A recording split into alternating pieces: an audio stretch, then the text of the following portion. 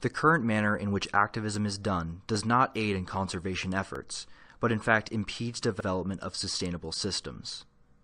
Now hold on, eager activists. I'm not some climate change denying politician here to ruin your day. I'm simply performing a little thought experiment. Let's start with this. This conference was built upon the ideas of critical thinking communities, or CTCs. What are CTCs? Well, instead of giving a long-winded definition, how about I show you? One of the base skills of critical thought is analysis of one's own thinking patterns. So let's do just that. Let's think about how we think. Odd, yes, but this is a critical aspect of higher order thinking, so bear with me for a moment. I'm sure you remember the statement made earlier, right? Now I'm sure you've got an opinion already primed since the moment you heard it. Assessing and interpreting information as quickly as possible is a vital skill, and your personal lens is the only window you have to frame the world, so obviously it's going to be used. However, if we don't take a moment every now and then to stop and reassess the woodwork of those frames, we can rush forward with incomplete ideas. So, how do we assess that frame? Take a moment to look back at how you think. Remove yourself from your own skin and don't be afraid to give yourself a thorough criticism. Why did you respond to this statement how you did? If it made you angry, are you angry because you found a fallacy in that statement? Or because you've unconsciously found a fallacy in yourself? Are you uncomfortable yet? Good. Finding and acknowledging the flaws in our own ways of thinking, as uncomfortable as it may be, gives us the opportunity to buff them out and refine our lens. Christopher Hitchens said it best. The essence of the independent mind lies not in what it thinks, but in how it thinks. So, hopefully I've properly introduced the concept behind this event. This is not about how to cope with industries turning our green into their gold, nor arguing over lawmakers with Ben Franklin stuffed in their ears. This is about us, our lives, our lifestyles, and our own thoughts. Bring your own brain.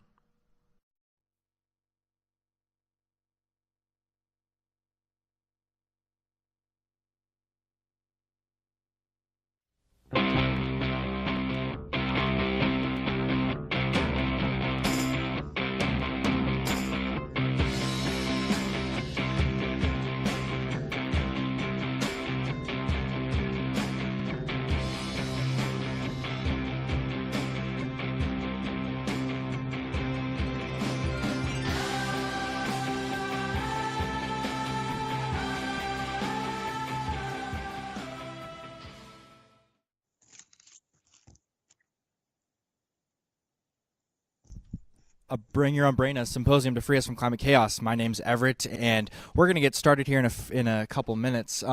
First, I'd like to have Natalie come up and introduce our next speaker. Natalie.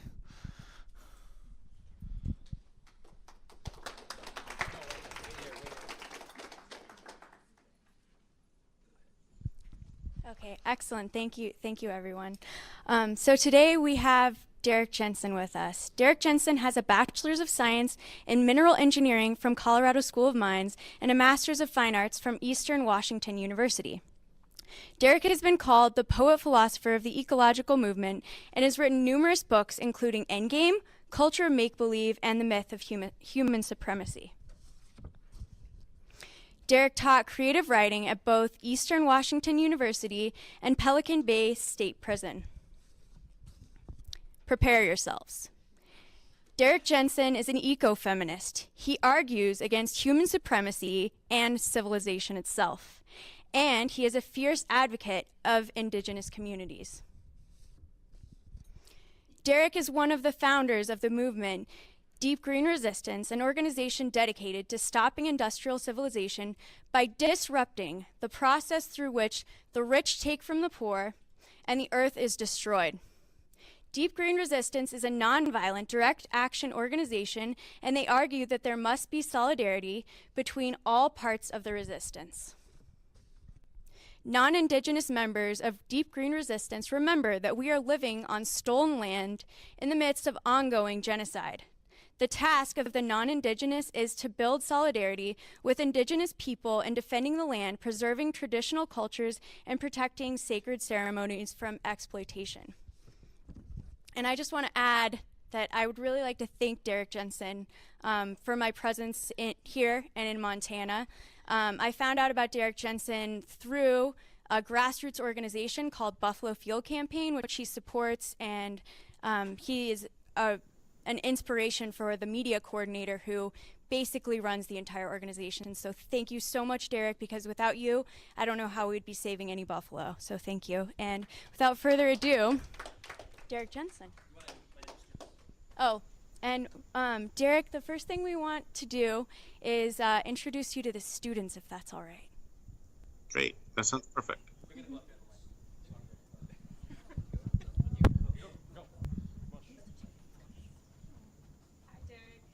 Hey.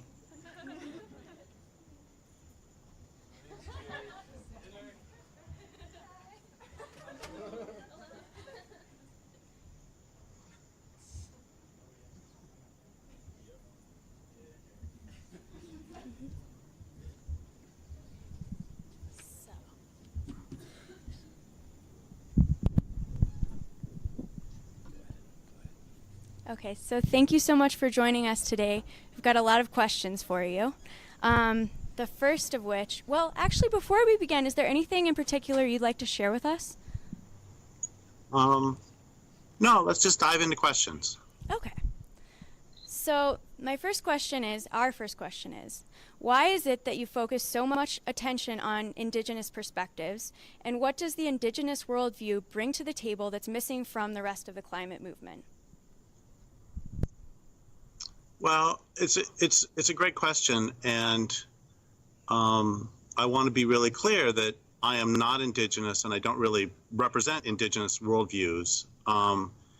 It's what I think is important, though, is for us to recognize that, like right now, I'm living on Tolowa land, Tolowa Indian land, and the Tolowa lived here for 12,500 years, if you believe the myths of science, if you believe the myths of the Tolowa lived here since the beginning of time. But in either case, they lived here for a really long time. And when the Europeans arrived 180 years ago, the place was a paradise. The Klamath River, 15 miles south of here, was, even as late as the 1930s, said to be, quote, black and roiling with salmon. There were so many salmon. And this year, they've closed the Chinook fishery because there are so few salmon on the Klamath. There used to be just uncountable salmon coming up it, and I believe this year they're expecting, I think it's 11,000 fish, as opposed to the millions it was before. And we can tell stories like this no matter where we live, that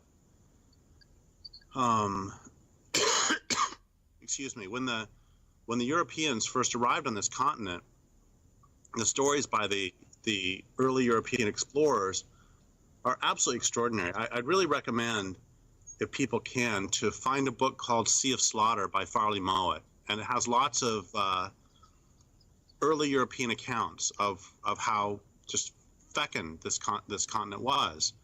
And there's a book I just came across a couple years ago, very interesting, called A Country So Full of Game, that describes Iowa. I mean, for God's sake, Iowa, you don't really think of as a hotbed of biodiversity, but Iowa is one of the most biodiverse parts of the continent. And no matter where you go, you see this slaughter. And I did a talk down in San Francisco Bay, or down in San Francisco a couple years ago. And so before the talk, I wanted to talk about what San Francisco was like prior to the Europeans. And so I found a bunch of accounts of early European explorers. And the early European explorers said that the San Francisco Bay was, quote, paved with sea lions. And there were so many whales that evidently whales have pretty bad breath. I did not know this. Evidently so many whales that oftentimes the fog would kind of stink of whale breath. Then because whales, live and die like everybody else, quite often they would float up on shore just dead of natural deaths, and, quote, troops, end quote, of grizzly bears would come and eat them. In Northern California, every 15 minutes or so, if you live by a river, every 15 minutes or so you'd see a grizzly bear. And that sort of, I get excited because I see I see probably an average of 2 to 3 black bears a day where I live here now, and that makes me very happy and excited. But I can't even imagine seeing a grizzly bear every 15 minutes. And I get really excited when I see baby Pacific lampreys, but I'm sure that 150 years ago, Pacific lamprey would be kind of like now. It's like, oh, I just saw a mosquito. You know, it's like the declining baselines we have are, and even so in my lifetime, when I was a child, well, a great example, we can go back to bison, and then I'll come back to indigenous perspectives in a second. My grandmother, my mother's grandmother, so my mother is 85, her grandmother grew up on the prairie of Nebraska and in a sod house. And when she was a little girl, there were still enough buffalo in Nebraska that she, whenever there was a thunderstorm, she was afraid the bison were going to stampede and trample their house. And how many people in Nebraska now are worried about being trampled by buffalo? None. And so the point is that's only, you know, my mom is 85, and she was good friends with her grandmother, who was another 60, 70 years older, 50 years older, I don't know how much older, and even she saw that many bison, which I could only dream of seeing. And so you would think that when this culture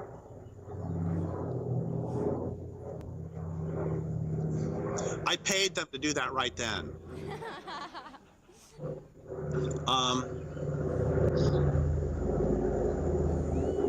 So you would think that when this culture is killing the planet, there are stolid scientists who are saying the oceans could be devoid of fish in 30, 40 years.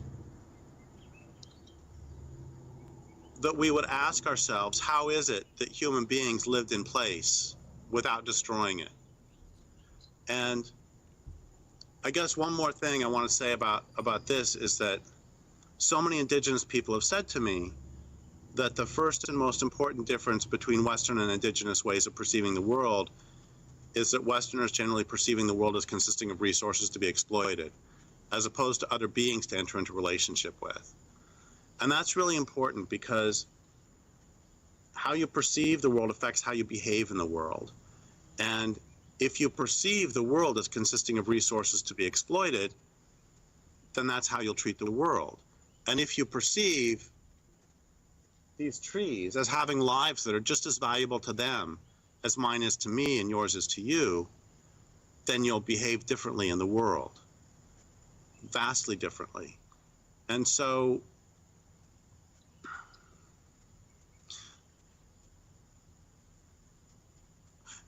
I want to be really clear, too, that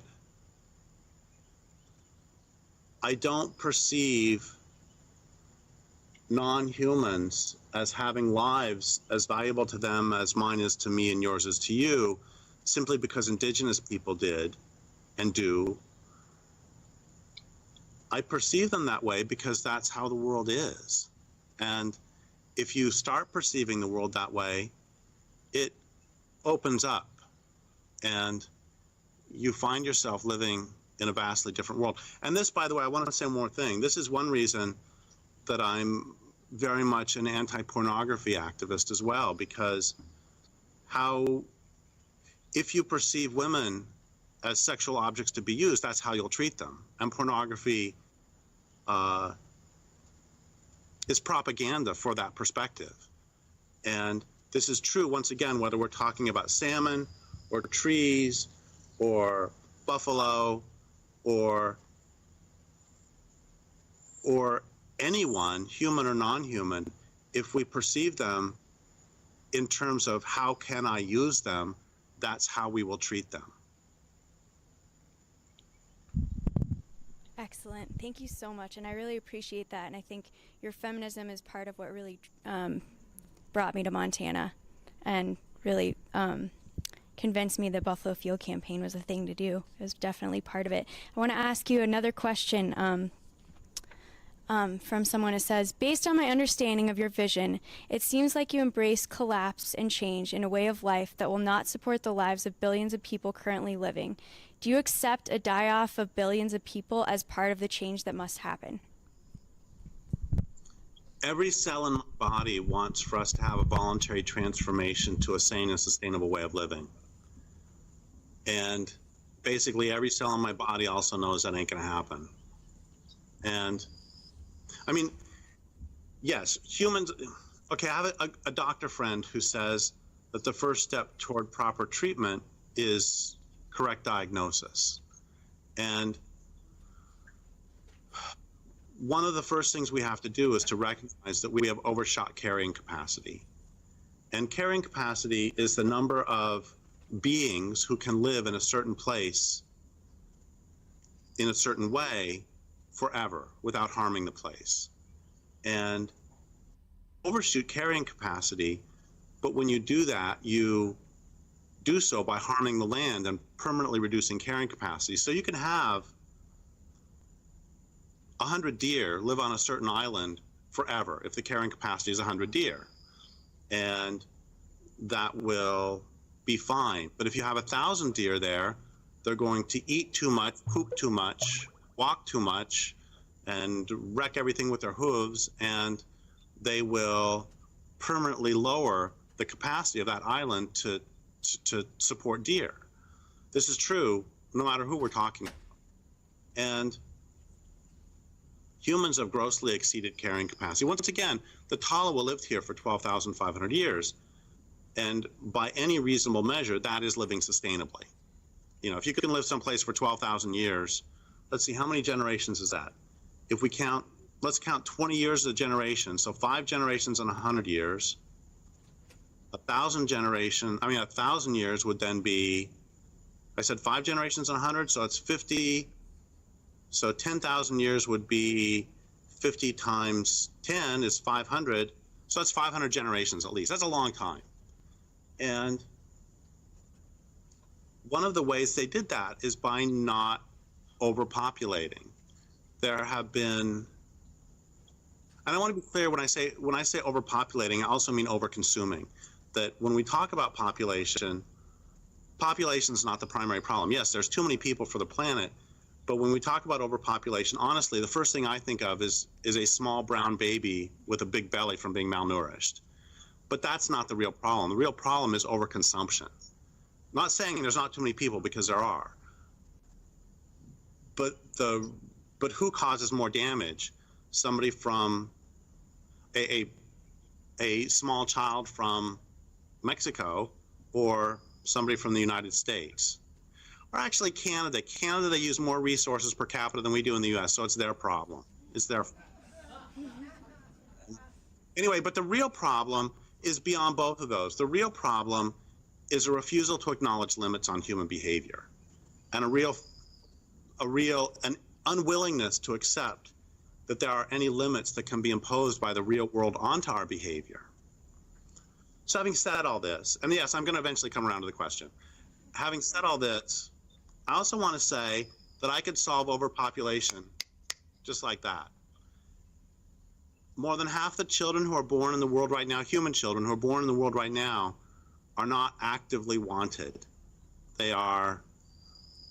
So we could stop overpopulation by giving women absolute reproductive freedom all over the world. Unfortunately, we run into this little problem called patriarchy, and this little thing called monotheistic Abrahamic religions. Having said all that,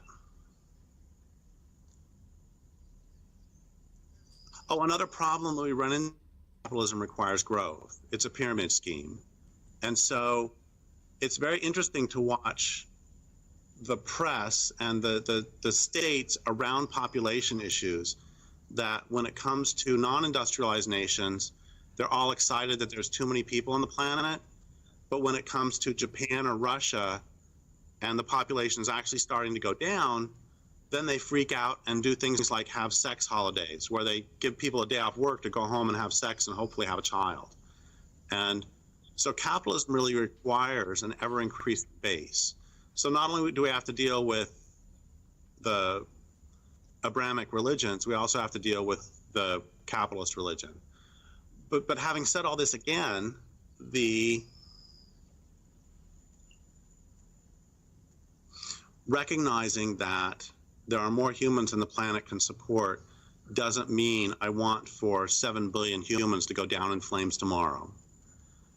What it means is that we have overshot, and I wish that we would address this problem in a reasonable fashion.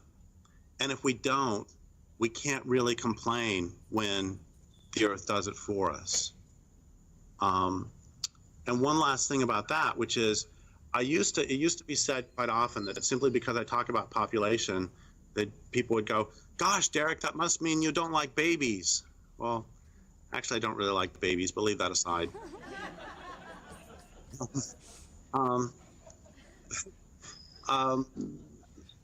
That if your primary concern is for the well-being of humans through this crash, then what you should do is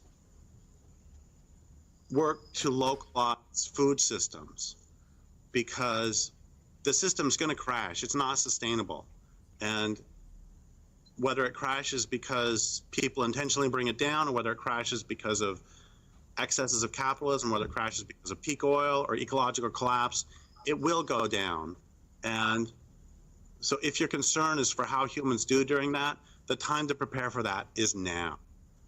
And I got to tell you one more story about this. This is so funny to me, at least, that my mom and I have a year's worth of food, and what got us to get a year's worth of food is not the not all the peak oil talk and not any of this other stuff. It's that my sister's a Mormon, and she kept hassling us. My God, you've got to get some food. That's helpful and unexpected.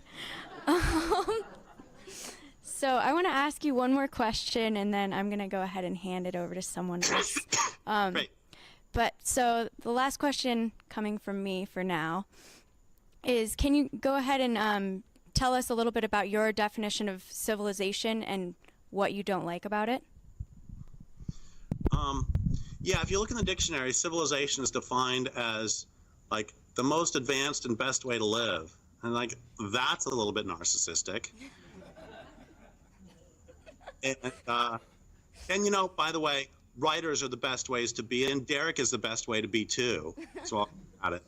Anyway, a linguistically and historically defensible definition of civilization is a way of life characterized by the growth of cities.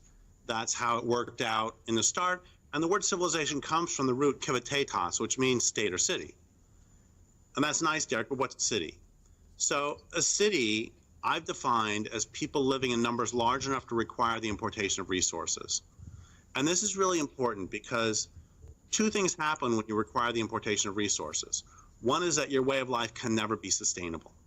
And what I mean by that is that if you require the importation of resources, it means that your way of life has denuded the landscape of that particular resource. And by the way, you'll notice that earlier I said that perceiving the world as resources is part of the problem. But yeah, I'm going to use the word because otherwise we won't know what I'm talking about. So anyway, if you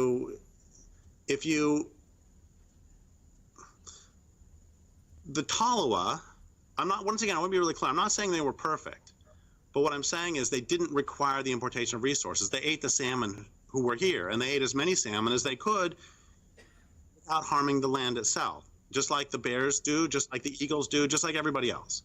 And the point is, if you require the importation of resources, it means you've denuded the landscape of that particular resource, which means you've harmed the land. And let's back up a second. And I know we've been taught that evolution is based on competition, such that those who are meanest, most exploitative, most capitalist are those have an evolutionary advantage. But to sort of show how silly our discourse is, I can prove that, or I can show that evolution is not based on that sort of competition in one sentence, if you give me a couple semicolons. And that is, creatures who survived in the long run have survived in the long run, semicolon. You survive in the long run by improving your habitat, semicolon. I guess only one semicolon. You don't survive in the long run by hyper-exploiting your surroundings. And this is something I don't think we think about often enough. How did the world get to be so wild and fecund and beautiful and amazing in the first place? It got to be so amazing by everybody living and dying, and by their lives and deaths making the world a better place. So buffalo make the plains a better place, as do prairie dogs, as do black-footed ferrets. They all contribute to making soil and to making the place what it is. If you harm your habitat, by definition, you can't, I know this is complex math, but if you have 100 units of something, and then 99, and then 98, and then 97, eventually it gets to 0. Anybody who is not in charge of the National Marine Fisheries Services can understand that. And so the point is that any way of life that's based on the use of non-renewable resources can't last. And any way of life that's based on the hyper-exploitation of renewable resources, such that there are fewer every year than the year before, can't last. And like I said earlier, I would say that any way of life that's based on perceiving the world as resources can't last. But there's another thing that happens as soon as you require the importation of resources, which is that your way of life must be based on violence. Because if you require the importation of resources, trade will never be sufficiently reliable. Because if you need a resource in order to continue, and the people in the next watershed over won't trade you for it, you're going to take it.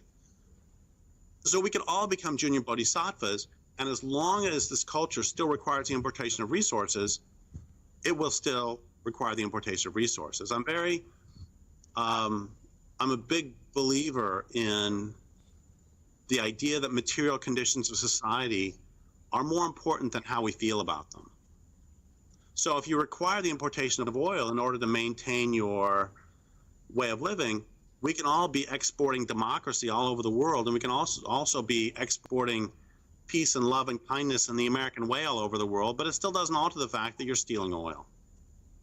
And you have to, as long as your way of life requires you to. I mean, as long as you require that for the economy.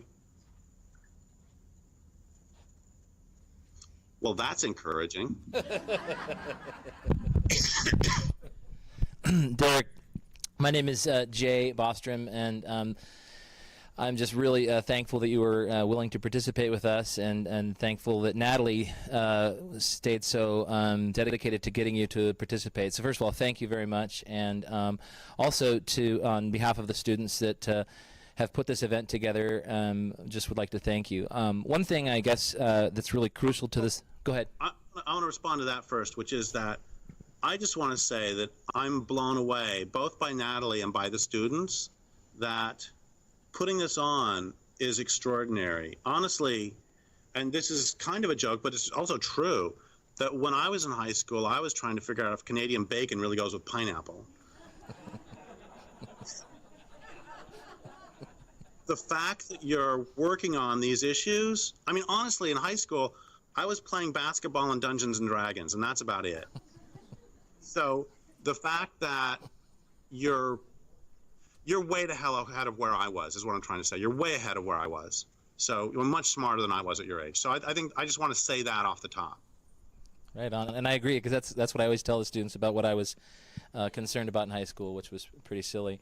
But I guess a crucial part, if you've seen any of the website that the students constructed or the digital animation that they made, is this concept of critical thinking and building something that they want to forward, a model of something called critical thinking communities, that they'd like to see people around the globe start engaging in smaller local affinities in critical thought and discussion and building community resilience through smaller communities. And I just was hoping you could comment a little bit about your experience with how you got to where you are with your ideas, your concepts, and intellectually, and what role critical thinking played in that, and what that was like to explore, contradictions and hypocrisies, and how hard that has been, maybe for you as a person. So, well, Okay, don't worry. I was told before I came on that I was not to swear. And don't worry, I'm not going to.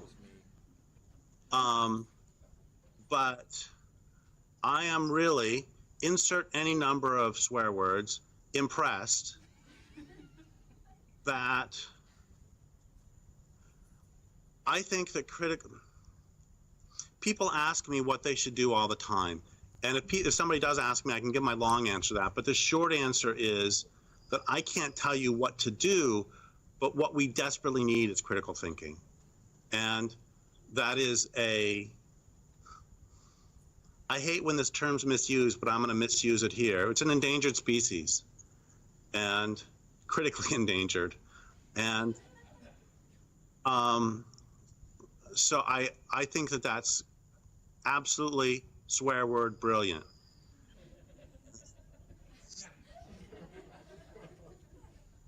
And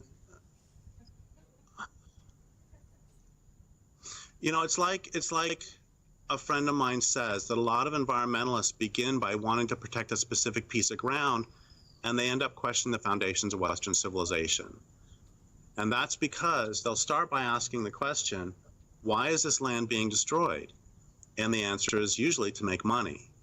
And then they'll ask the question, why is most land destroyed? And the answer is usually to make money. And then they ask the question, why would you have an economic system that's based on destroying land? And then they ask the question, when did this start? Questions keep going back and back and back. And I am continually stunned by the incapacity of many adults to think critically about. There's a great line, one of my favorite lines in all of literature is by Upton Sinclair. It's hard to make a man understand something when his job depends on him not understanding it. And we can expand that to, it's hard to make a person understand something when their entitlement depends on them not understanding it. You know, honestly, one of the reasons I think that the planet's being killed is because we've all been bought off with access to ice cream 24/7. These access to these goodies make us, frankly, really stupid. And by which I mean, make us not think critically. And I have become convinced, and this is not something I say very often in public, but it's true. I've become convinced that the primary use of our intelligence is to rationalize us doing what we wanted to do in the first place. And that's not okay, especially with the world at stake. And so, okay, so let's back up a little bit. And you asked about my story on this. And when I was in college, I went to college in not actually mineral engineering, but mineral engineering physics. And I went to that because I got a scholarship. And then I didn't like it very much. And I thought about transferring from the Colorado School of Mines, where I went, to University of Colorado at one point. And I went up and talked to the registrar at CU. And they said, wait a second. You have a scholarship in engineering at the Colorado School of Mines, and you want to transfer to the University of Colorado in liberal arts? Are you crazy? And I thought, well, no, I guess not. But here's the problem, is that a lot of my fellow students were not particularly happy with it either. But they said, you know, when I get out of here, I'm going to buy myself a nice car. And they were talking about what they would do when they retired. And these are 20-year-olds. And I'm thinking, what's going to happen to me is I'll work 40 years and I'll retire, and the next day I'll get hit by a bus. And it doesn't sound like a good deal. And meanwhile, I was working summers at the National Oceanic and Atmospheric Administration, which I really enjoyed. I enjoyed some, but my bosses loved it. And it was it was pretty interesting because a lot of times my bosses, the scientists, would call in sick and then they would show up anyway just because they didn't want to miss the experiment. And I used to, on nice days, saying, oh man, I'm sick of work, I can't come in. And I realized that I did not want to work a job in my life that I wouldn't do even if I was sick and if I wasn't getting paid. And I realized that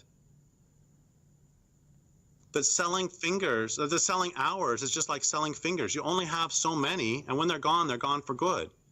And nobody would say, okay, I'm going to sell this finger for $4 and this one for $6, and my bosses can have this one for free.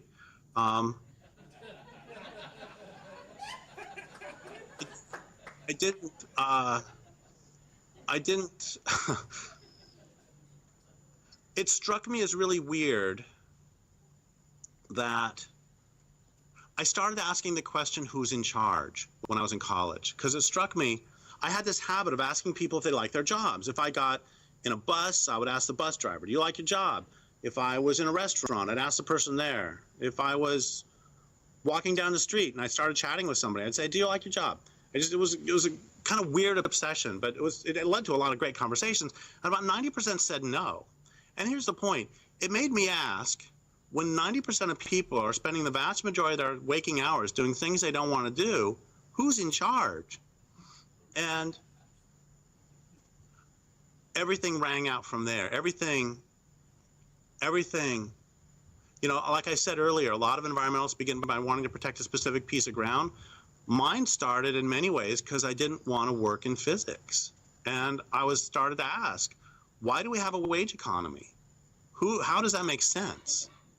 And my point is, it doesn't matter where you start, but the important thing is to live the questions. And the important thing is to, I don't know what it means, but I love this line by Annie Dillard, to hurl your questions at the swaddling band of darkness. Don't know what it means, but I like it. And so I think, obviously, at some point, we have to actually do something. Sitting around thinking is not sufficient. Thinking by itself would not have stopped the Nazis. But having said that, it's really, really important. I don't think, you know, there's a great line by Milan Kundera, which is that the struggle against oppression is the struggle of memory against forgetting. And I think that what we must do is to tell the truth. And in order to tell the truth, you have to try to understand what the truth is. And in order to understand what the truth is, you have to question everything. And I've heard this great line, Robert Coombs says that unquestioned assumptions are the real authorities of any culture. And if that's true, then one of the most important things we can do is to question those unquestioned assumptions. You know, is this plant, I don't know if you can, yeah, is this blackberry right here, is it sentient? Does it have thoughts? People can laugh at that, but why do we think that? We think that because it's been handed down to us. It is common sense, by which I mean the sense we hold in common. But does that mean it's true? Ask everything. The most important thing that one can do, I think, or one of the most important things one can do is what I call the annoying child routine, which is to ask why of everything. And I used to teach at a university, and it used to bug the crap out of me when my students would do this back to me. You know, it's like, no, you're supposed to question everything but me, man. But that's what you need to do, is ask why about everything. And that doesn't mean, by the way, questioning everything doesn't mean that there are no answers. I think we can easily argue that as long as you have car culture, you should have laws that say that you cannot drive 70 miles an hour drunk through a school zone. I think one could ask why that one has those laws, but that's a pretty easy answer as long as one has car culture. And so my point is, I need to say that because there are some people who, this is just the stupidest argument, but they argue that because some constraints on us are ridiculous and artificial, that therefore all constraints on our behavior are ridiculous and artificial. And that's I think we need to question that too. Anyway, the point is, there is nothing more important than you can do than to think critically, both about your own lives and about society in general. And I need to apologize to the high school students for the complete mess that my generation has left you by our failure to think critically. We have left you in a terrible, terrible position, and it's because we did not think well enough and we did not act well enough.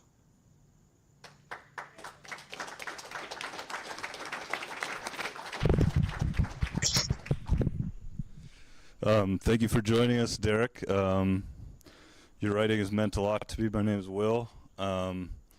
I think one particularly positive force you've had in my life is the tidbits of philosophy I've read about yours around this idea that revolution is the loss of hope, that we're investing our despair in this new world. And I was wondering if you could speak to what Trump means in that context. How do we facilitate people who are certain they have no clue what's going on, finding a more radical perspective on capitalism, patriarchy, colonialism, racism? That's another great question. All your questions are just fabulous so far. And are all three of you teachers?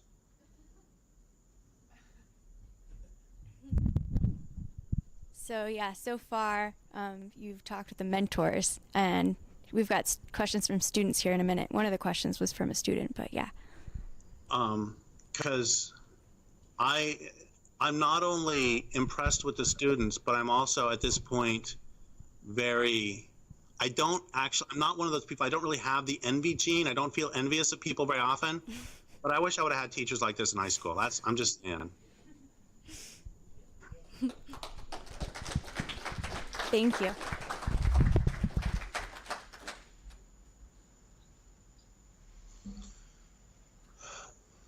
Trump. I was asked to write an essay on the day after the election day about Trump. And basically what I wrote is that he is to be expected. For one thing, when you have a racist, misogynist society, why is it a surprise when you elect a racist and misogynist person? And second, one of the things one of my favorite parts of my book, The Culture of Make-Believe, is the book is about racism and objectification, and the backbone of the book really follows the rise of the KKK. And one of the things that I found really interesting was that the KKK, its ups and downs, really had to do with the rise and fall of certain parts of the economy. That when certain parts of the economy would get stressed, the KKK would rise in membership. And same thing happened, of course, with the Nazi Germans.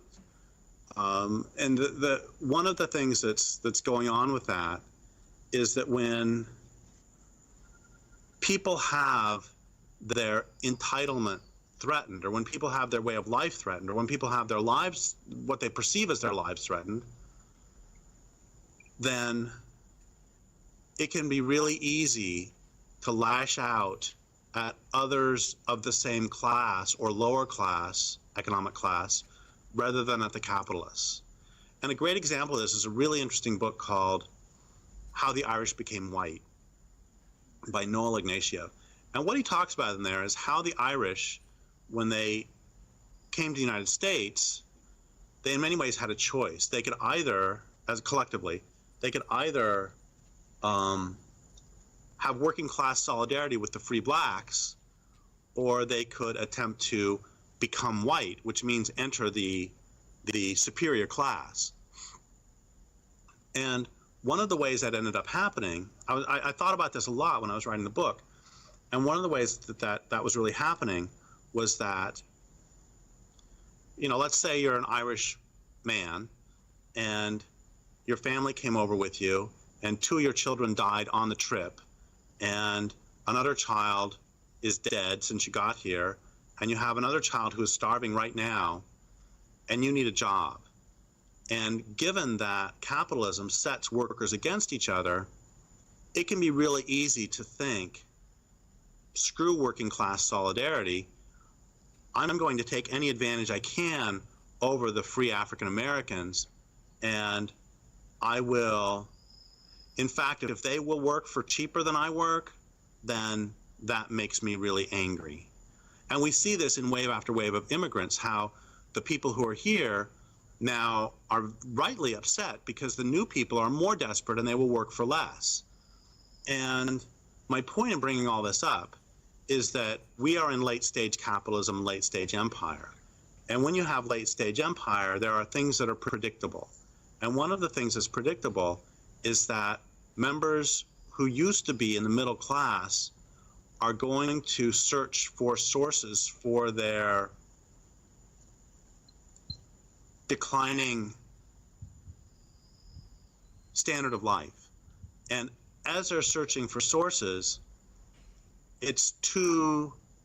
there are many reasons why it becomes very scary and problematical to find those sources in those in power, and instead to look for scapegoats. It's the Mexicans, it's the blacks, it's women joining the workforce, it's those stupid environmental laws. And that can be really easy and predictable. And so the Tea Party rise is completely expected, and we need to figure out, we should not pretend, we should not be surprised by it, and we should instead be strategizing for how to deal with this difficulty. And also, and that comes back to the critical thought, and also, wait, I forgot what I was going to say. Another part of this that is really predictable is that,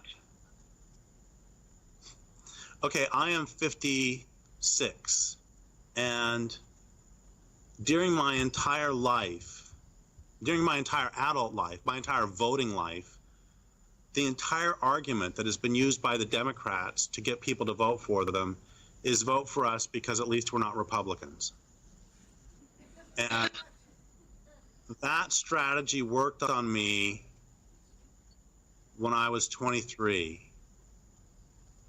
And then I learned. But that's still what they keep doing. Vote for us, we're not Trump.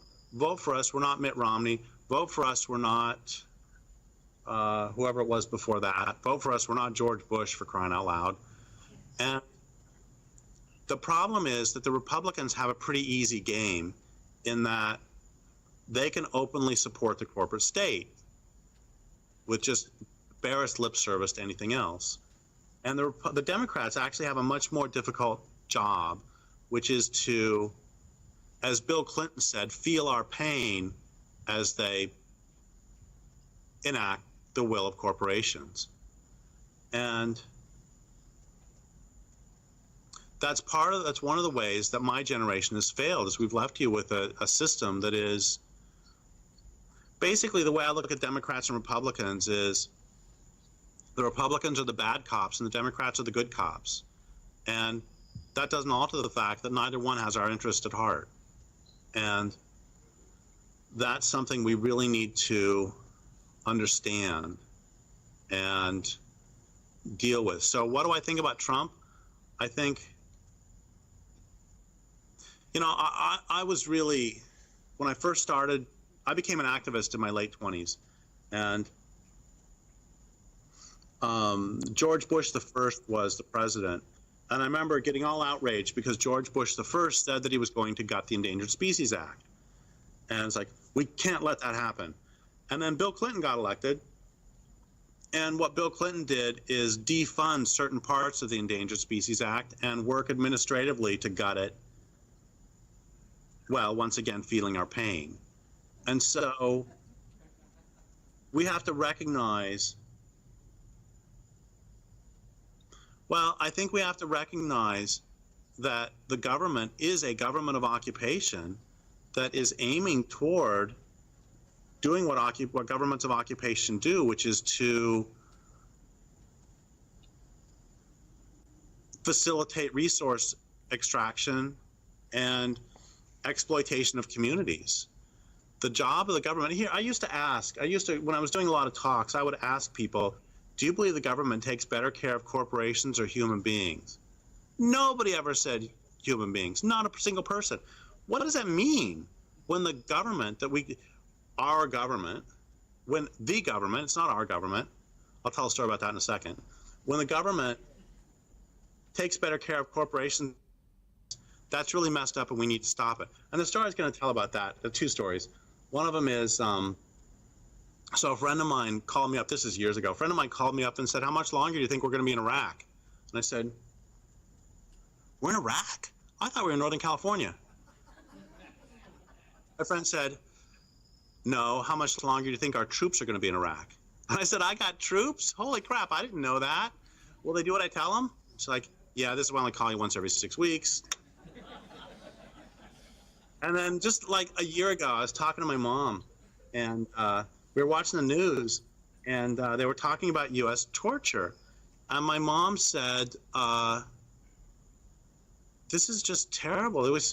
I just hate the fact that we torture. And I looked at her and I said, Mom, you torture? I'm 85 years old. I'm your mother. Don't do this to me.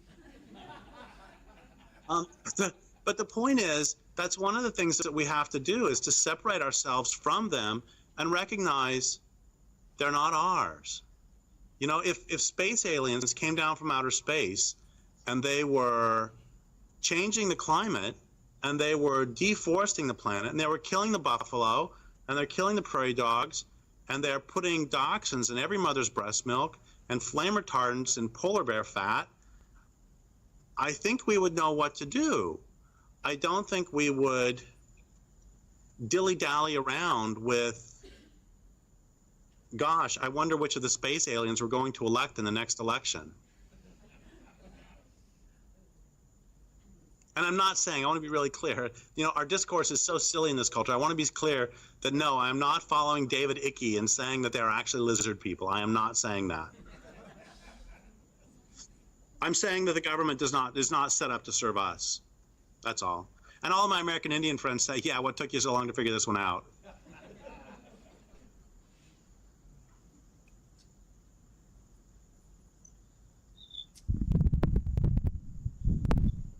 Hi, Derrick. Hey. Is this on? Yeah, you're good. Yeah, okay. I've been reading your book, Songs of the Dead, and in that you claim to have some sort of... 4 people on the planet who's actually read that book. Well, I spent more time writing that book than all readers together have spent reading it. Thanks.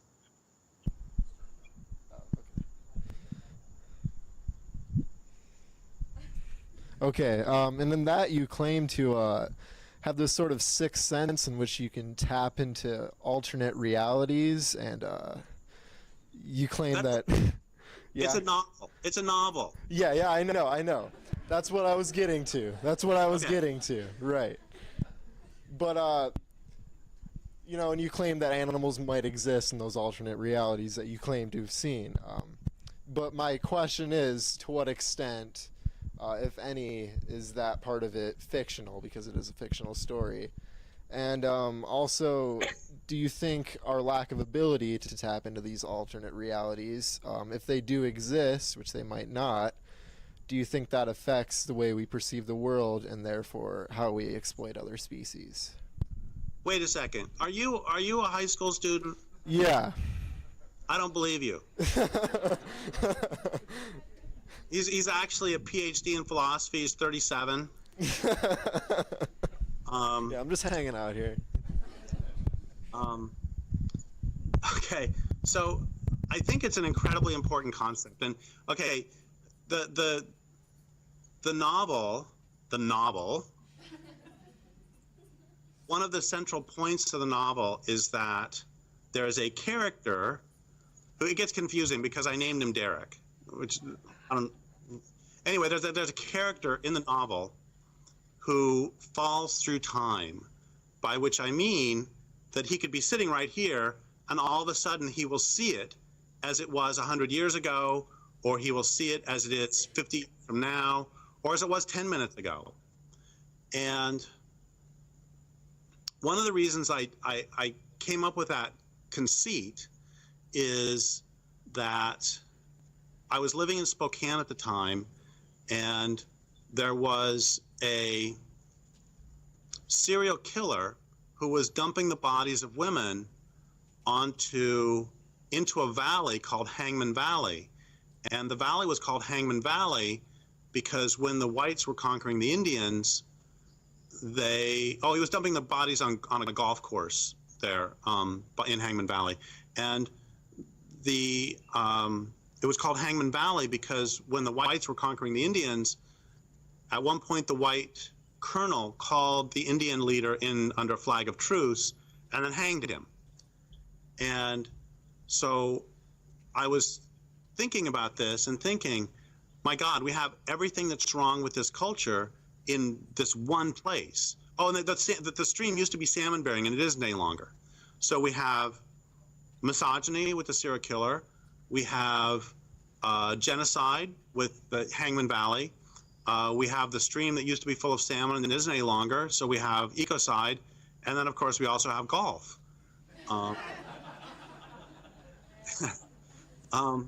Which is the fourth thing that's wrong with this culture. And yeah, people are going to chase me with the golf clubs now. You can't say you've lived until you've been chased down the street by angry golfers. Anyway, so that was the general. I wanted to figure out a way to bring all of those together in one book, and then it does raise. So basically, the character will be sitting someplace, and all of a sudden, he will be seeing the massacre of Indians, or he will be seeing the guy dump a body, and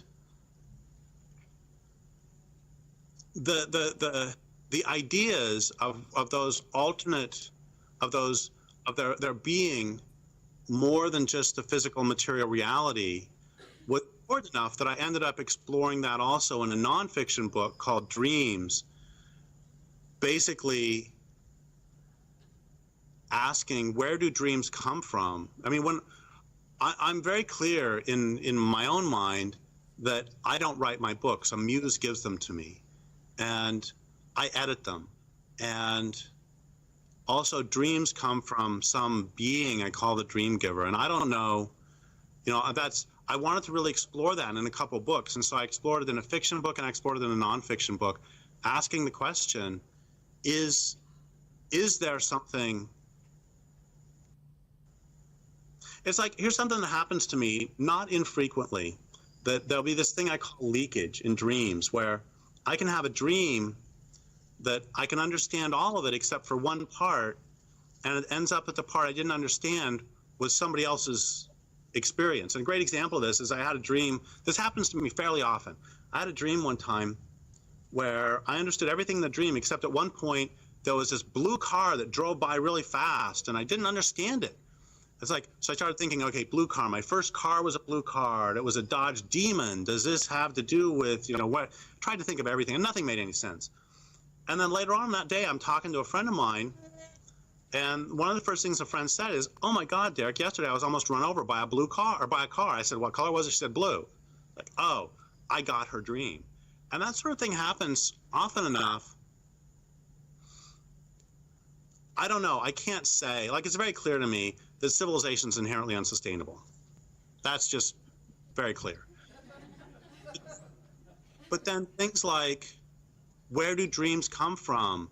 And here's another question I always ask is, that really made me ask this, is that there were all these plots to assassinate Hitler, and so many of them failed for just the most ridiculous reasons. One failed because it was foggy that night. Another one failed literally because a fly landed on somebody's hand. I'm not making that up.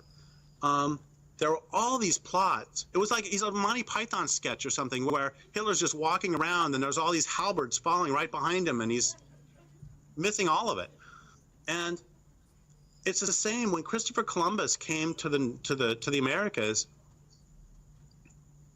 His crew was threatening to mutiny, and they said, "We are going to mutiny."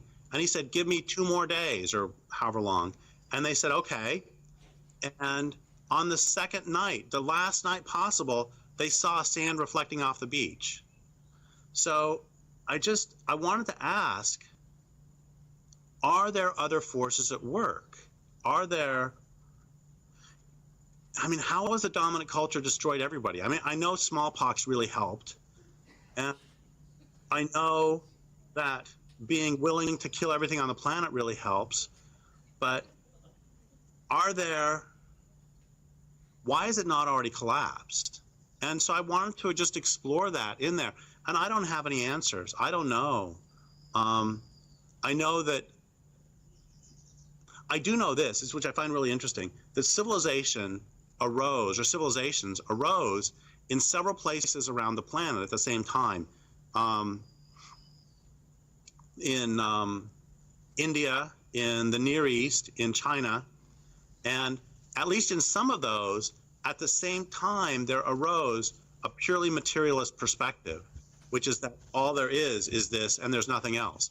And I don't know. I can hurl those questions out, and that's one of the wonderful things about being a writer, is that I have an excuse to sit around all day going, "Gosh, what does this mean?" So I don't know. It's a hugely important question to which I have no answer.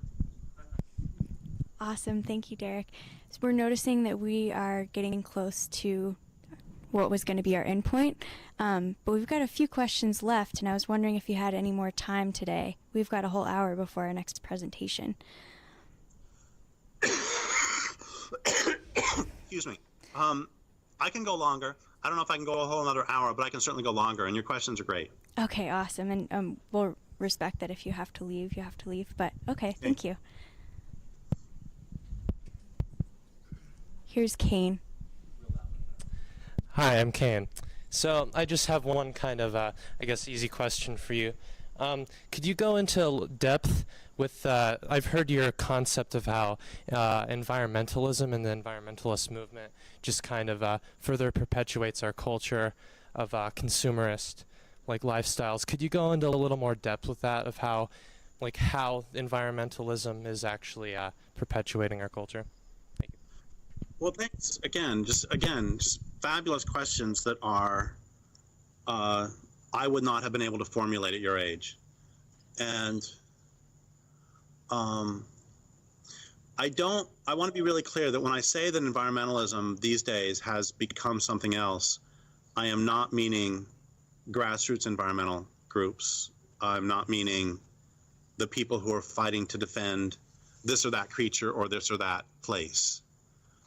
What I'm meaning is that at some point along the line, environmentalism switched from being about, mainstream environmentalism switched from being about defending places and beings and became about sustaining this culture. It became about, quote, sustainability. And that is both harmful and nuts. And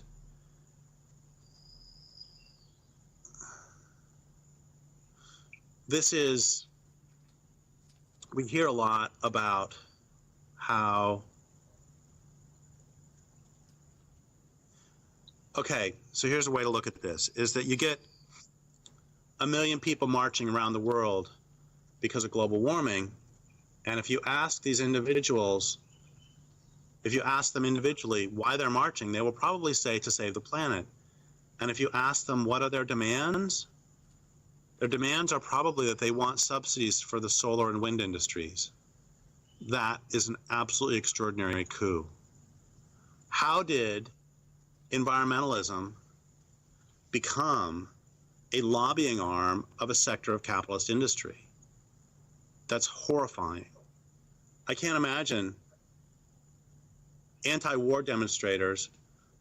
We want the end of the war. How are you going to do it? We want subsidies for this part of capitalism. It's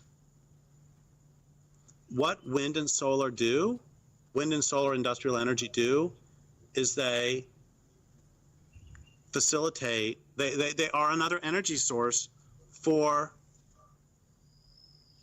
capitalism. I think if you asked prairie dogs and buffalo and coho salmon what we should do, they wouldn't suggest putting in more green energy. They would suggest stopping the economic system. And it's really problematical on a ton of levels. One is, one of the ways that I ask this is, what do all the so-called solutions to global warming have in common? And what they all have in common is they take industrial capitalism as a given, and the natural world is having to conform to industrial capitalism. And that is insane in terms of being out of touch with physical reality. And it's also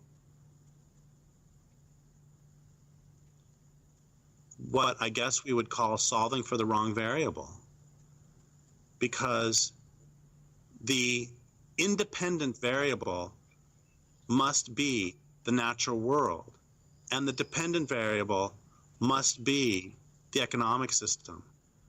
The real world is more important than the economic system, because without a real world, you don't have any economic system whatsoever. And we have fallen into the trap of believing that the economic system is more important than the real world. And part of the reason we've fallen into this trap is because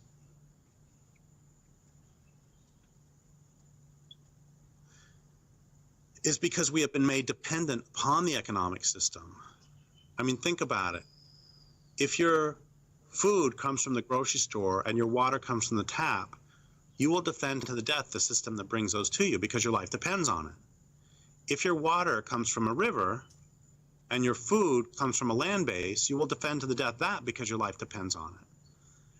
This is known by those in power. I'm not saying it is a conspiracy, a cabal of 7 nasty judges. It's like my friend George says, you don't have to have a conspiracy when everybody thinks the same. It is a product of a few things. One of them is the human supremacist notion that what humans create has meaning and what non-humans create does not. When we think of works of art, the first things most of us, myself included, think of are Beethoven's Ninth, or the Mona Lisa, or the Sistine Chapel. Why not that bird that we can hear singing? Why is that not art? Why is a sunset over the ocean not art? Why is the shaggy mane of a buffalo not art? Because why is sex not art? Honestly, if I had to choose between miraculous inventions, between, I don't know, a television or sex, I'm voting for sex. And yet we don't consider who was it who discovered penicillin? Oh, we can say it's Fleming, but, well, no, because there was the French guy before him, and then there were the Arab stable boys who realized that if they had the moldy saddles, that the horse's saddle sores would recover more quickly. And so there's them. And then there are the Crusaders who knew that if you put moldy bread on a wound, it will heal more quickly. But no, you know who really discovered penicillin's antibiotic qualities? Penicillin, the mold itself. But we don't think about non-humans as creating. It's like, I know I'm going way off topic here, but you got me. This is why my books are written in nonlinear fashion. I was out at the ocean with a friend of mine a while ago. He's a fisheries biologist. And that sharks, the fact that they have rough skin makes it so they can swim more quickly with less effort through the ocean, having to do with laminar and turbulent flow. And I know that this guy goes to church every week. So I said, wow, do you believe in God? And he said, no, I just go to church for social reasons. And I said, because I got to tell you, that's really smart. And the more I see of the real world, the more I just think how incredibly intelligent it is. Oh, like I've been coughing and stuff. Snot is amazing stuff. It really is. I was stuck in San Francisco overnight one time. My plane got delayed coming home. So I was stuck overnight and didn't have anything to do. So I put the internet to its highest and best use, which no, is not, there is somebody who has some stupid argument somewhere that I need to denounce right now. But instead, the best and highest use of the argument of the internet is basically bathroom reading material. So I typed in, what is snot? Snot's amazing stuff. What it is your mucous membranes are permeable. And so if you didn't have snot or anything like that, all these viruses and bacteria would be able to get in really easily. So what your body does is creates a sugary, protein-filled, sticky material. By the way, sugary, that's why children eat it. Anyway, it makes this highly nutritious material that the bacteria and virus start to eat. And they eat on that, and meanwhile, you're basically making a treadmill that they eat. As it's also very sticky, so as they try to eat through it, they get stuck, and then you make more and more of it and pushes it out. It's an extraordinary, extraordinary invention. If I were making a human being, or a deer for that matter, it would never occur to me to make snot. It's a great idea. Anyway, so I said to my friend, oh, do you believe in some sort of intelligence creating all this? And he had the greatest line in response. He said, there is great intelligence in time. That basically, if you take a long, long time, like millions of years, you know, then the sharks will come up with this great, great solution. So part of the problem, part of the reason that that environmentalism has been co-opted this way is because of the belief that the world is not sufficient and that what we create is more important. So, for example, then you end up with people like Lester Brown saying that we need to save civilization. Or I've had this disagreement with Bill McKibben. He wrote to me one time and said, it was actually a very good conversation. He wrote to me and said, so, you know, I've heard that you're saying bad things behind my back, and I would hope that if you're going to say bad things behind my back, you would say them to my face, that's really healthy.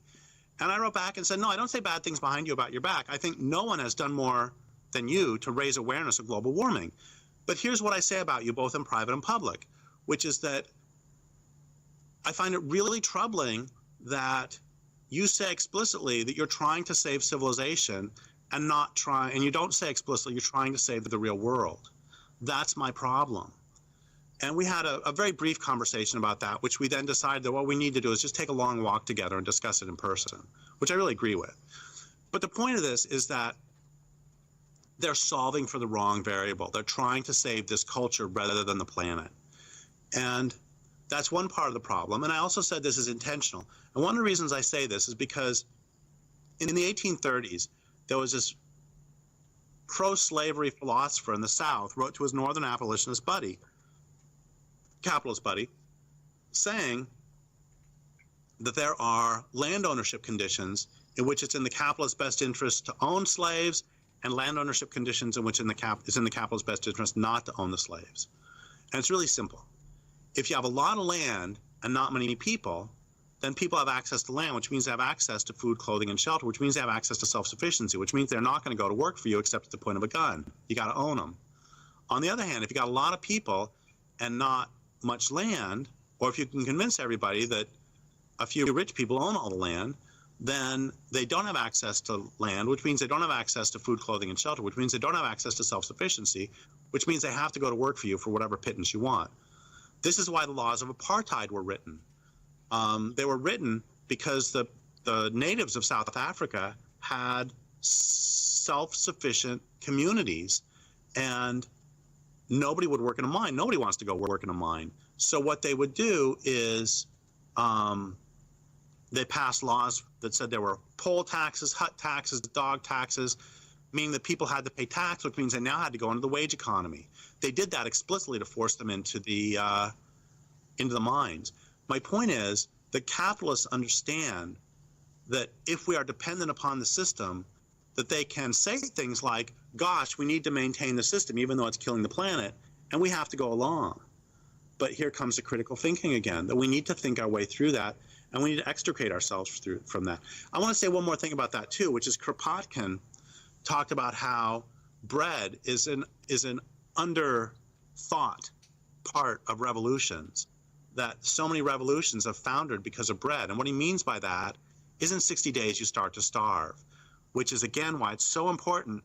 All this permaculture stuff, sometimes people try to pit me and permaculturalists against each other, but that's not really true because I believe in resistance against the dominant culture. But that's not true. The permaculture wing is desperately important too, as long as they're part of the resistance, as long as they recognize the need for resistance as well, because we all need to be fed when we're fighting back against the dominant culture. Anyway, so what this has to do with environmentalism, again, is one of the things that the dominant culture is great at is co-opting movements to turn them, to defang them, and to turn them so they're not actually, to use them in service of the system itself. And so this is how we have, feminism has gone in the 1980s from fighting against pornography, prostitution, exploitation of women. Nowadays, third wave feminism is all about, in many ways, promoting prostitution and pornography. And that's one of the ways that that's happened. Or you see, what I'm trying to say is that the dominant culture is really good at coming up with ways to eat away at movements. So you have the abolition of slavery in the American Civil War, and then within 10, 15 years, you have the Jim Crow laws passed that make it so whites still have access to the labor of the blacks. And then they get through the Jim Crow laws, and then you have the prison industrial complex. My point is, if you have an underlying urge, it's going to continue to manifest and to take things over. So I want to be clear. I'm not saying that the Buffalo Field Campaign is maintaining this society. What I'm saying is that mainstream environmentalism has gotten co-opted into a form of consumerism and a form of supporting capitalism and a form of supporting this way of life. And that is something that needs to be striven against at every moment. I'm writing a book right now called Bright Green Lies that is about a lot of the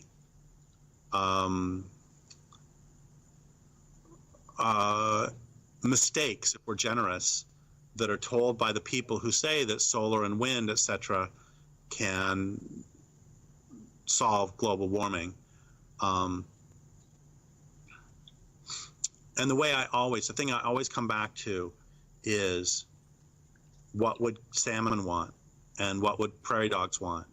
And what would the real world want? And that always keeps me on track.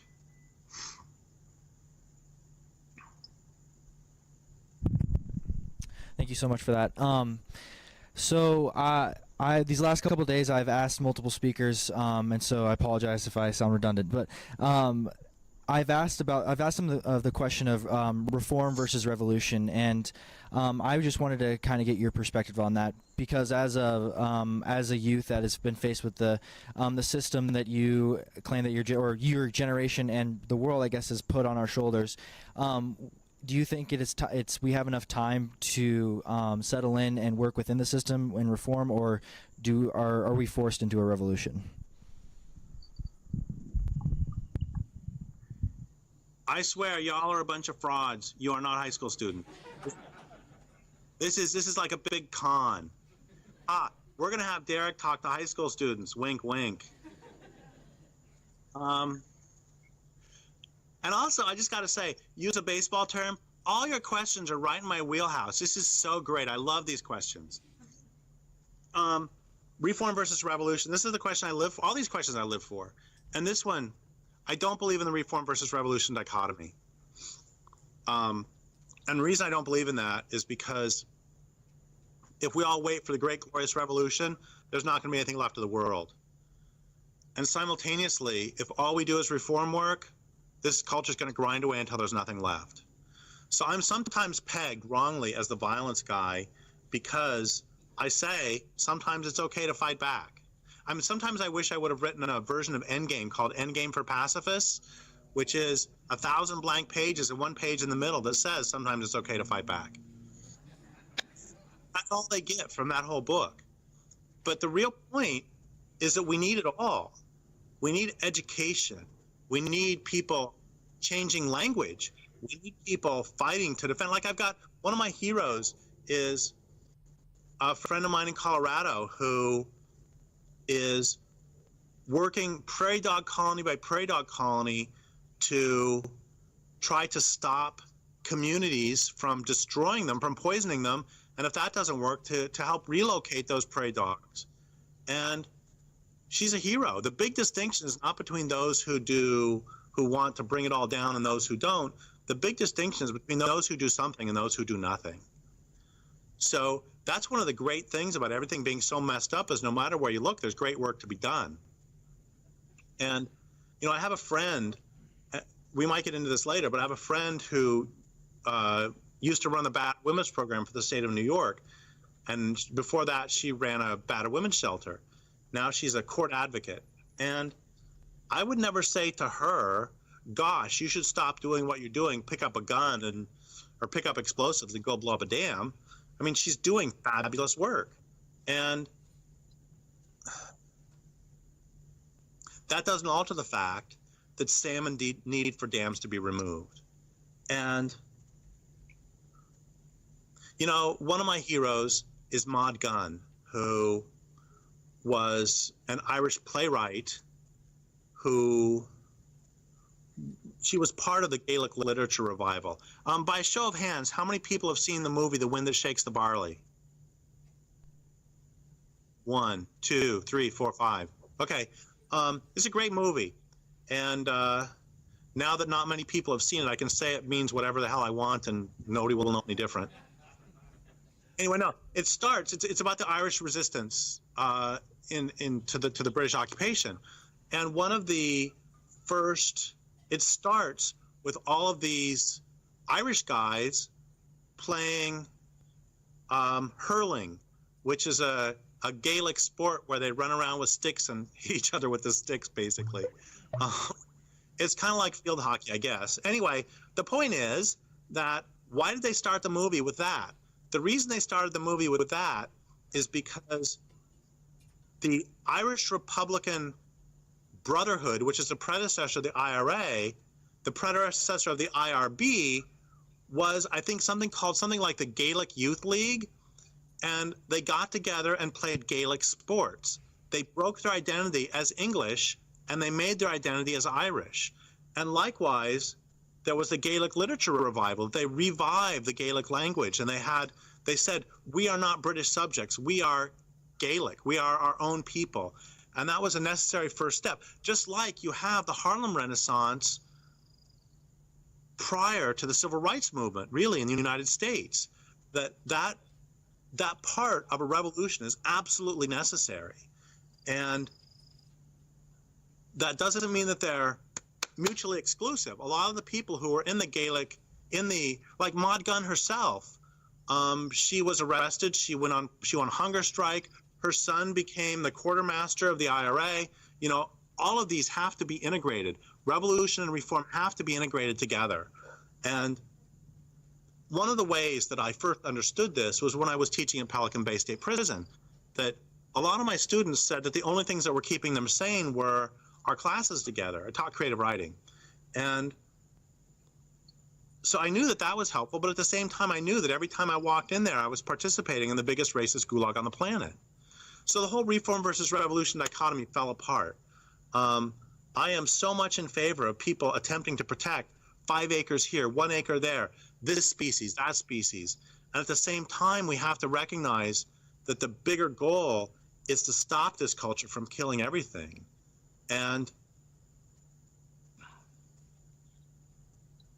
one of the problems, you also raised the issue of time. And the Gaelic literature revival was, I don't know, 1870s, 1880s, 1890s. And the Easter Uprising was another, 30 years later. And we don't have 30 years.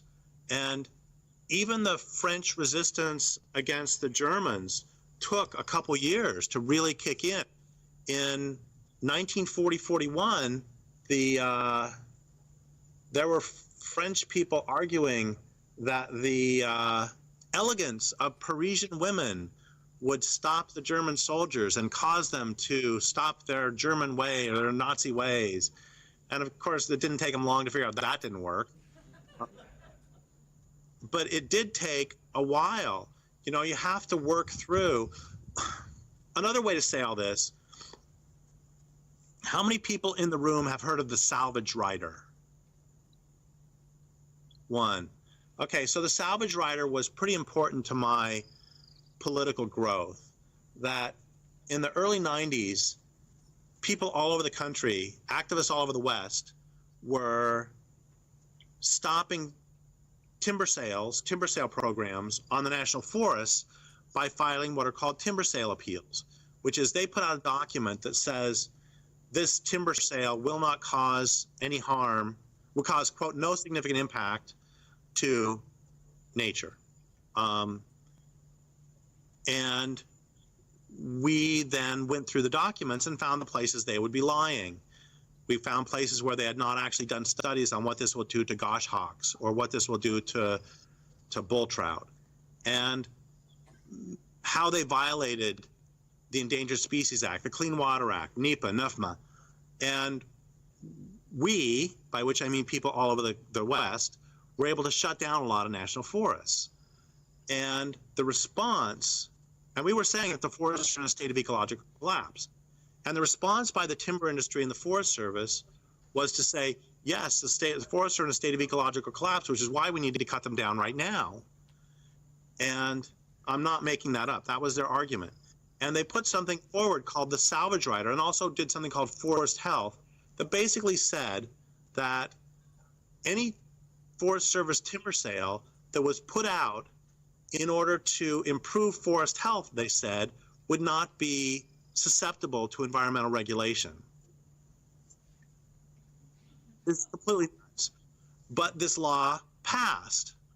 And so all of the timber sales that we had stopped over the previous several years were cut.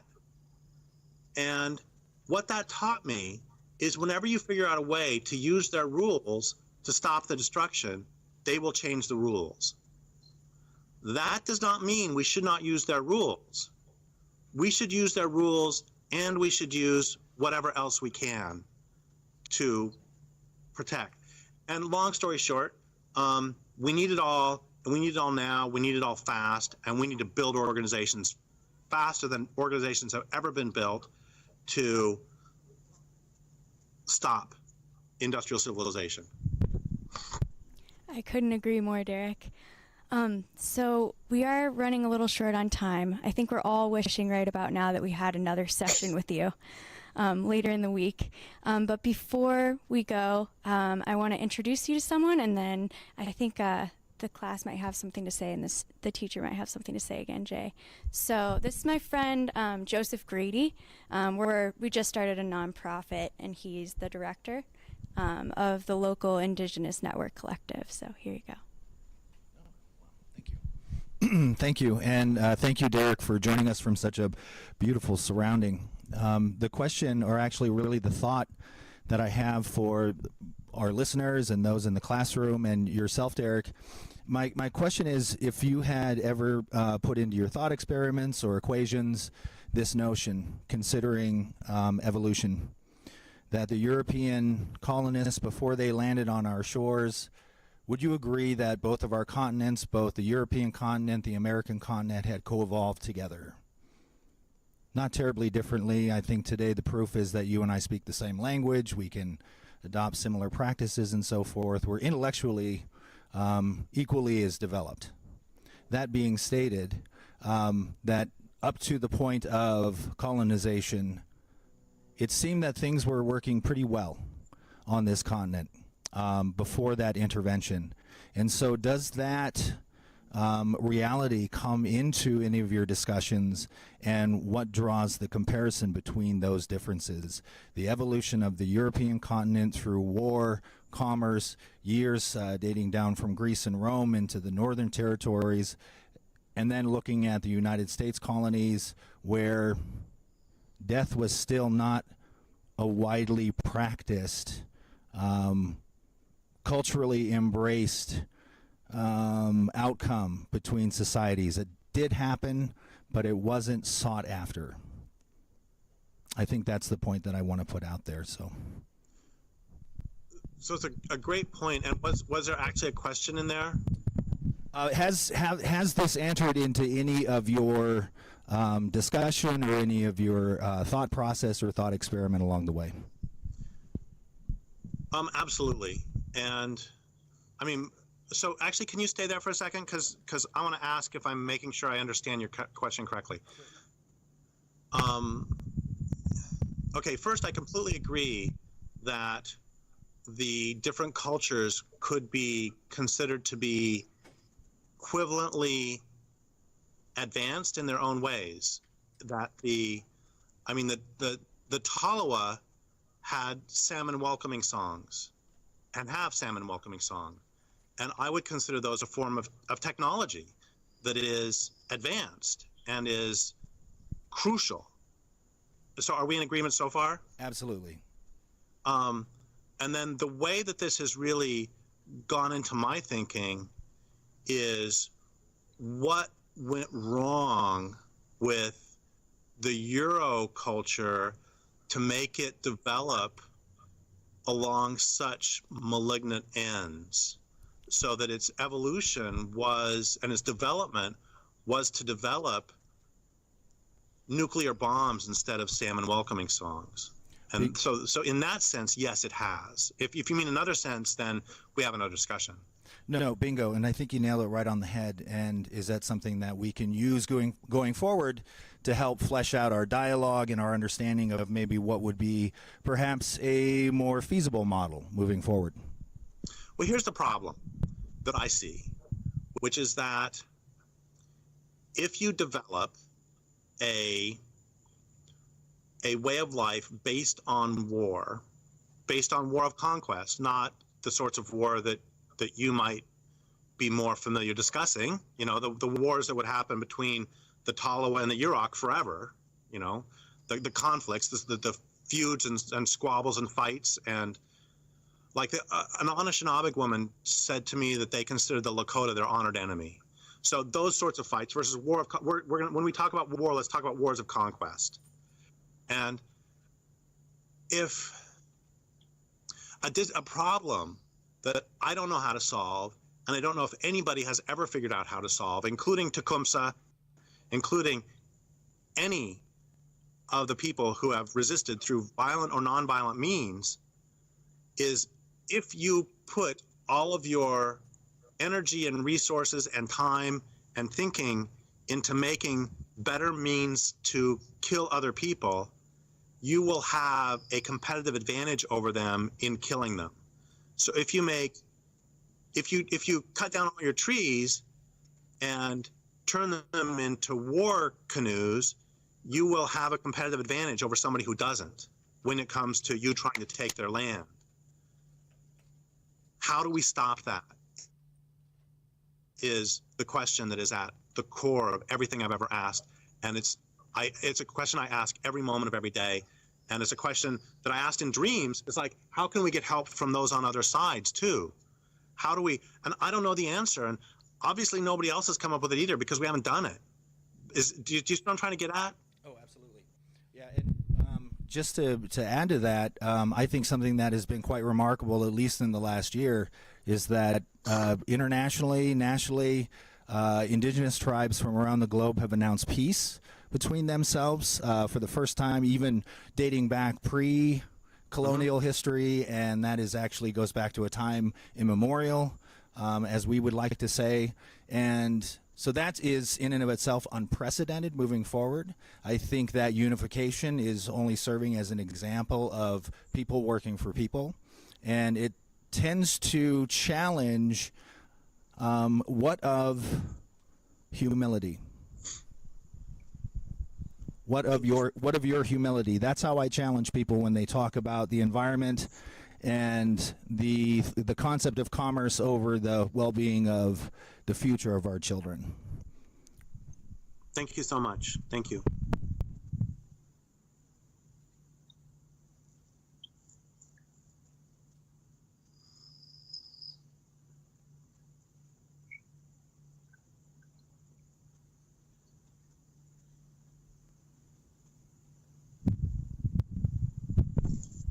Derrick. Oh, okay, there you are. Everything all right? Just wanted to make sure. Okay. You know, a solution to the problem of us running out of time right now is that at some point bring me up there and then we can just do a whole evening. That sounds fantastic.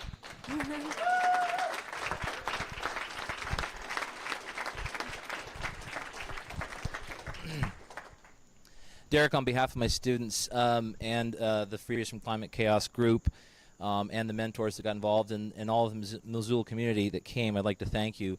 All week we've enjoyed a lot of amazing ideas and spent some time critical thinking. One common theme that I really appreciate you brought up was the need to work on our language that would come from critical thinking, like how we talk about things.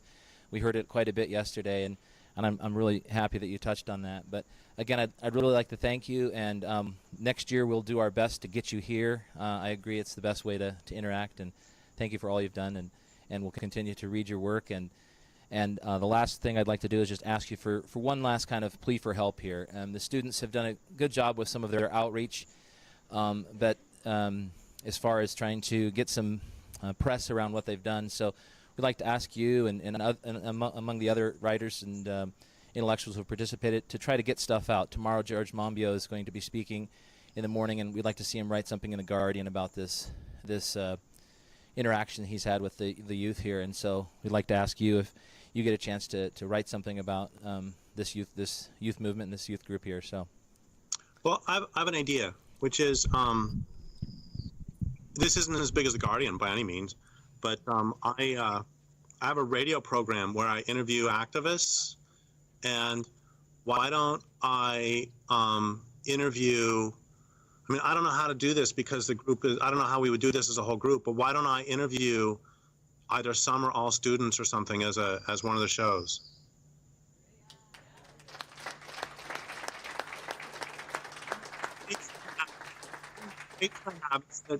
Is I don't know, and this would be up to you to figure out. I wouldn't want for this to become some sort of deal where only one of them got to talk. But on the other hand, the radio format does not lend itself to having 12 people. So that would be up to you to figure out how to do in a way that is most fair to everyone. we can do that. But yeah, let's exchange some emails about how we can make that happen. And I want to say one more thing too, which is I have almost no optimism for the future. I think the future, it's like a friend of mine says, things are going to get bad before they get worse. And whatever optimism I do have comes entirely, no, not true. Well, it comes from the natural world. It comes from non-animals. But in terms of humans, the only optimism I have is when I encounter people who, I'm sorry, at this point I'm going to swear, encounter young people who are this fucking brilliant. That's the only thing that gives me any optimism whatsoever. So I want to thank you for giving me some optimism by the strength of your intelligence and questions today. And this is not, I'm not blowing smoke. This is, I wish I would have been this smart in high school. Thank you very much. Thank you.